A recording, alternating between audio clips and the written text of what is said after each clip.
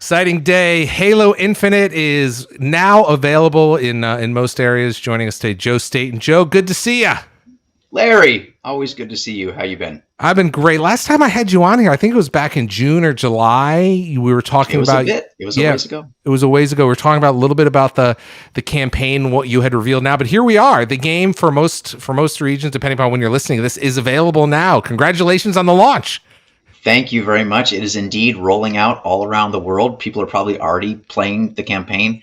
That just super exciting. Also a huge relief for everybody on the team that we've reached this moment, but more than relief, definitely a lot of excitement and pride on the team for getting this game done and getting it done well. So I hope everybody's having a fun time playing. Well, it's interesting because we've had a little bit of the taste of Halo for a few weeks now. When you kind of shadow dropped the multiplayer for the 20th anniversary, which That's Joe, right. Correct me if I'm wrong, but you've been at Halo, working on the Halo franchise since the very beginning. You certainly have worked on other things, but you were there at the beginning, and you used to live in Chicago when Microsoft bought Bungie, and then we moved you all out, right? Yes, I was one of the original Chicago gang that came out in that first an acquisition of Bungie by Microsoft long ago, back in 2000, I believe. Worked on the original Halo games, took a little break from Halo after Reach, and then came back for Infinite. And really, that was why we released the multiplayer early. One of the reasons was just to celebrate the 20th anniversary of Xbox and Halo and have just a wonderful surprise for fans. Although almost wasn't a surprise over that last weekend, there was a whole bunch of stuff that went down where I started to leak, but we were glad we kept it largely under wraps until that day. And that, of course, it was a beta too. And we really wanted to treat it as such, get feedback from players, test out new things, make adjustments. And we've already made adjustments to multiplayer. We'll keep making adjustments. So it was a really good, fun time for fans, but also a super useful beta period for us as a studio. Your role in the Halo universe is so significant, and I want to thank you on behalf of all the gamers. Halo was the reason that so many people bought the original Xbox, and it was one of the reasons that so many people signed up for Xbox Live with Halo 2. When you, as somebody who's in charge of a lot of the Halo world, how did you think about this single campaign experience and then splitting it off? Now with the Halo 2 multiplayer, and certainly multiplayer's been its own thing. Mm-hmm. But how do you look on both sides of the fence on the single player versus the multiplayer from your creative standpoint? Well, it is definitely a full-time job to keep an eye on both sides of those things, but I'm just one person on a really big, super talented team. And fortunately, I work with a lot of great people who absolutely are paying close attention to each individual experience. This time around, multiplayer, sure, it still is Halo. There's still a shared sandbox of weapons and vehicles, equipment, abilities between campaign and multiplayer. But this is the first time we've gone completely free to play for multiplayer as well. And so that really does make a big difference in terms of just how we look at the game, how we need to think about player progression, how we think about our playlists, all kinds of things. Really, once you invite in a big audience through free to play, it really does change fundamentally a lot of the ways that you look at how to operate that side of Halo. But it still is this core Halo experience. It still has that super tight, fun gameplay that everybody expects from a Halo game. So in many ways, it feels the same as it ever was from a creative point of view in terms of trying to keep it true to that core Halo feeling, that core Halo experience. But there are new concerns that we have as well, new things we got to keep our eye on. We look at the campaign, which, as we said, is out and available now. It's available to everyone on Game Pass, so Xbox Game Pass, PC Game Pass, on cloud. So it's available a variety of ways.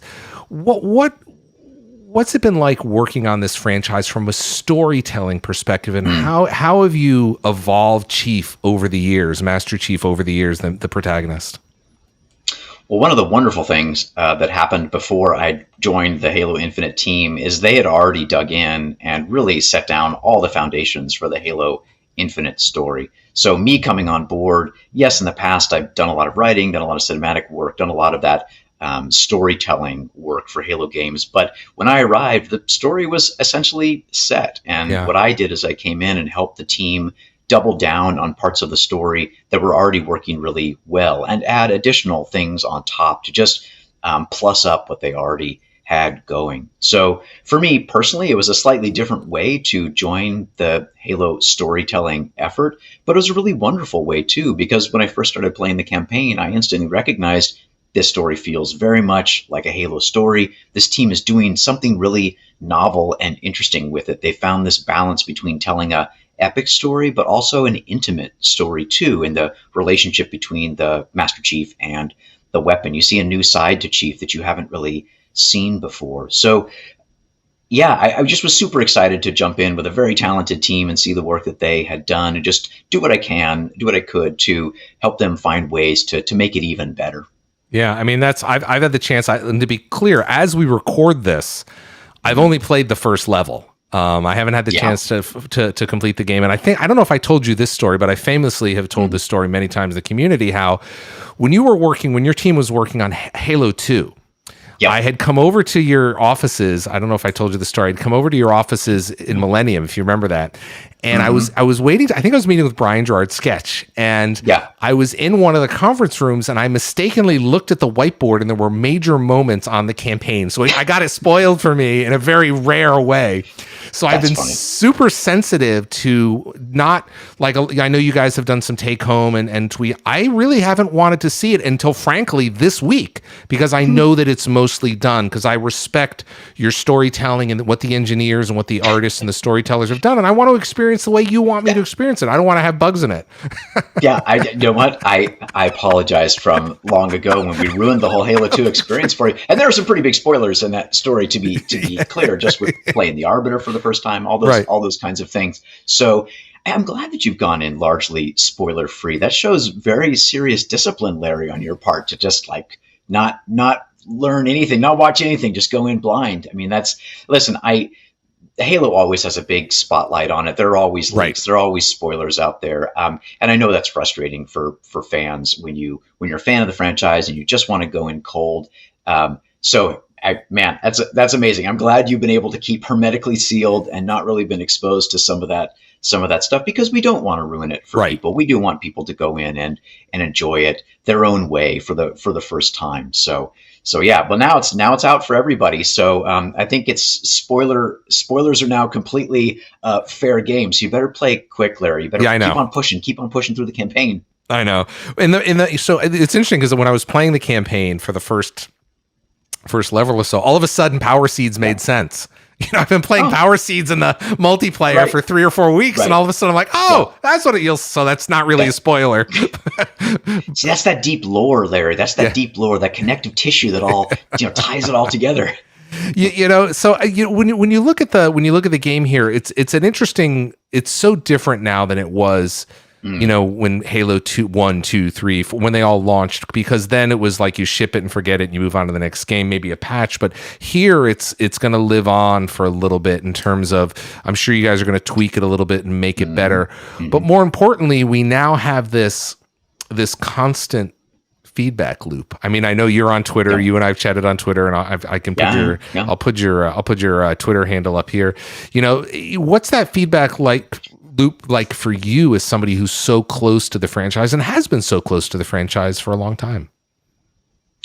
Well, Halo has always been about the community and our fans. If it weren't for the millions of people all around the world that play Halo games and enjoy those games, I mean, none of us would have jobs on the Halo team. Like I learned very early on in my career that I and other people might be making these games, but we're not making them for ourselves. We're making them for people who play. So I've always really enjoyed that community conversation as Halo's gotten more popular, as whole new generations of people have jumped in, over 20 years, and the audience has grown bigger and bigger. It has been more challenging to have a conversation with our community, because it's just so diverse in many ways. We have fans who've been there since the beginning. We have fans that are just joining in now, today, perhaps even through Game Pass or on PC, experiencing Halo Infinite for the first time, and just navigating those waters and trying to really get a handle on what those important issues are for the community. Some days it's tough to really tease that out.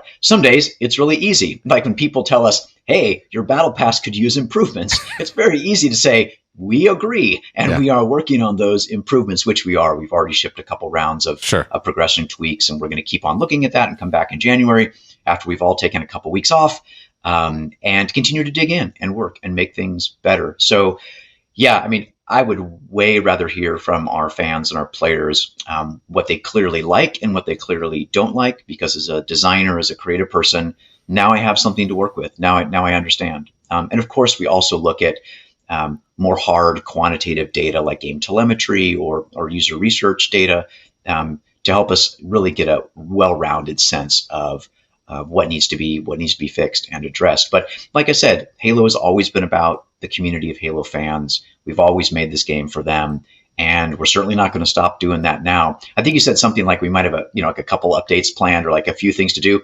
Larry, Halo is infinite. Yeah. Halo keeps on going on and on forever. So, kidding aside, it's never really going to stop. This community conversation is always going to keep going, and I'm super happy to be part of it and keep learning and hearing what needs to be better.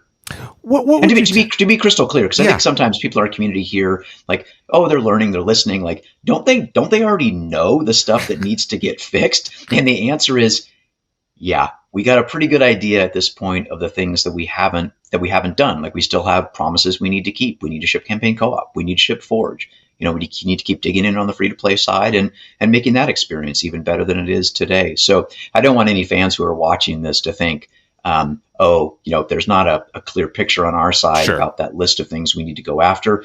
We got a good list. And when we come back in 22, we're going to keep on digging in and making it happen. When people are, they're new Game Pass subscribers, or maybe someone new to Xbox, or maybe new to xCloud, they're looking at Halo and they've heard of Halo, but they haven't really played all the games before. Do you recommend that someone goes back and starts with the Master Chief Collection and goes 1, 2, 3, 4, Reach and so on and so forth, or do you say, you know what, jump in and do your roll your own adventure, as it were? What do you recommend? Right.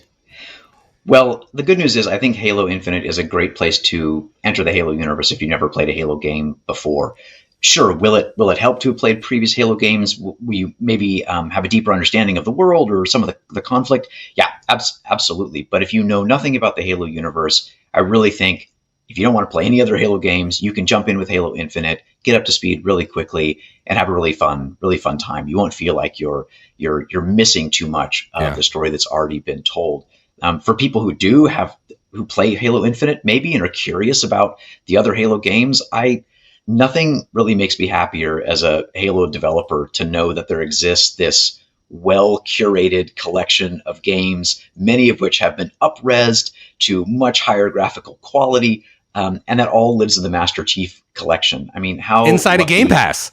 Inside of Game Pass, like it's all sitting there for you to play. And how fortunate are we as developers that people have gone in and spent time to improve games that are in some cases like almost 20 years old, or literally 20 years old in the case of Halo 1. So if you've got the time, jumping into Game Pass, playing Master Chief Collection, I highly recommend it. They're very good games, I believe, impartially, well worth your time. But it's not a requirement to go back and play those games. I guess I would recommend, if you've never played a Halo game, jump in and play Halo Infinite. If you love what you see, then start at the beginning, play all the Master Chief story and some of the other stories with Reach and ODST that have been told as well. There's just a lot of great hours of gameplay to go in and play. I also want to congratulate you. First of all, shipping the game, always a big deal, so congrats on that. But also congratulations, this week, a lot of the review embargoes have lifted. We're seeing the reviews. I mean, I think it was the Washington Post called it 10 out of 10, and there's been a lot of really, really remarkable ratings coming out. That's also got to feel really good that you're seeing that reception. It is. I'm very thankful for the positive reviews. Hope that everybody on the Halo team feels pride and just maybe can breathe a sigh of relief. Shipping a big game like Halo can be incredibly stressful. Not can be. It is incredibly stressful for people on the team, especially folks who've been working on it for many, many years now. But what I love most about the reaction inside of 343 was we had a moment where everybody went, wow, that's amazing. Like, we breathed our sigh of relief. There was this moment of excitement, and then everybody just kept working on the game.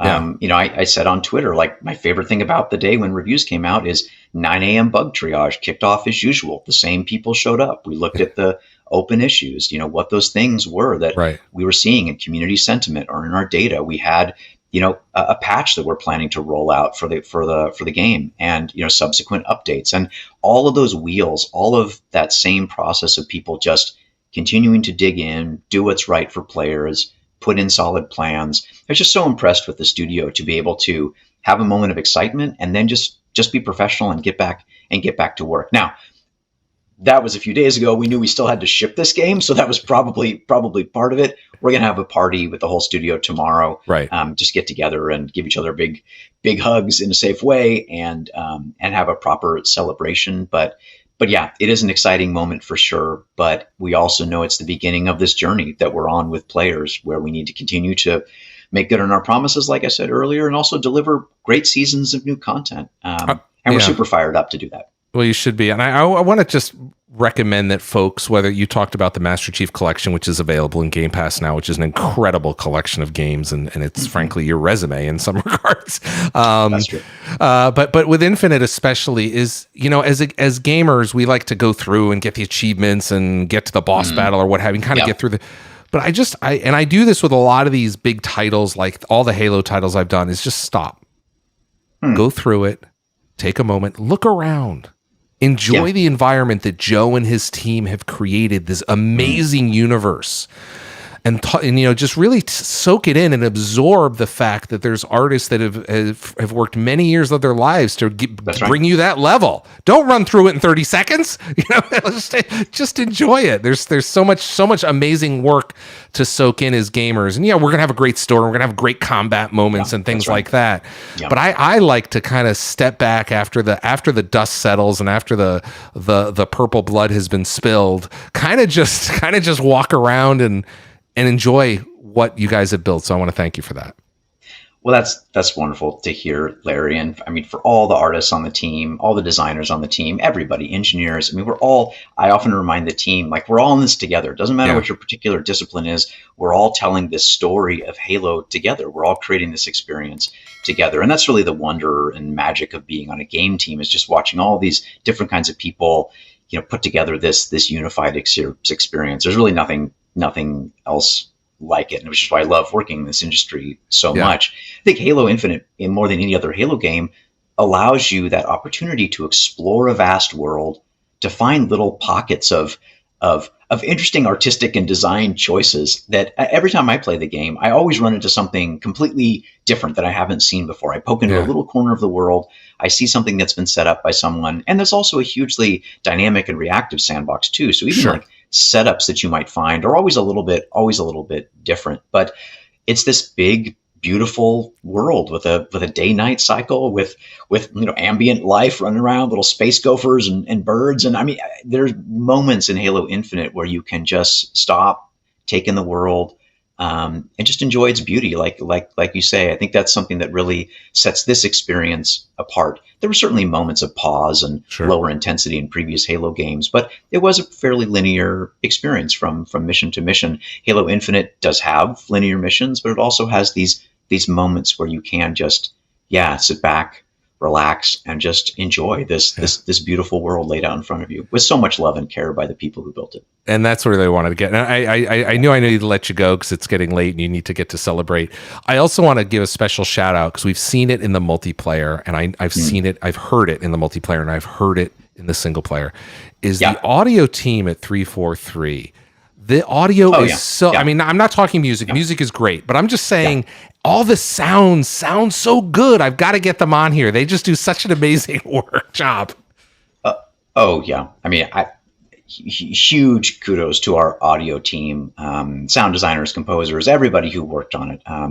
On the audio side, our voice actors as well. I mean, I think that the whole audio experience this time around is just fantastic. I mean, Halo audio has always been a true hallmark of the game, but I think this time it's especially it's especially good. So yeah, that whole team deserves a big old pat on the back for a job incredibly, incredibly well done. And I'm glad you're enjoying it. Yeah. Yeah, I mean, you can hear so much of it in the in the multiplayer that we've been playing for a few weeks, and just Yep. the way the weapons sound and the vehicles sound and the universe and the space go. I mean, the whole thing.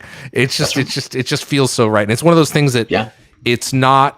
If it wasn't there, it would be so obvious, but when it's there, it just feels right. But anyway, Joe, I really appreciate your time today. It's always great to have you on. Congratulations to everyone at 343 on Larry. launching Halo Infinite. Check it out in Game Pass now. And Joe, we'll get you on maybe next year in 2022 to talk about some of those updates. How's that sound? That would be great. That sounds good. Thanks, Larry.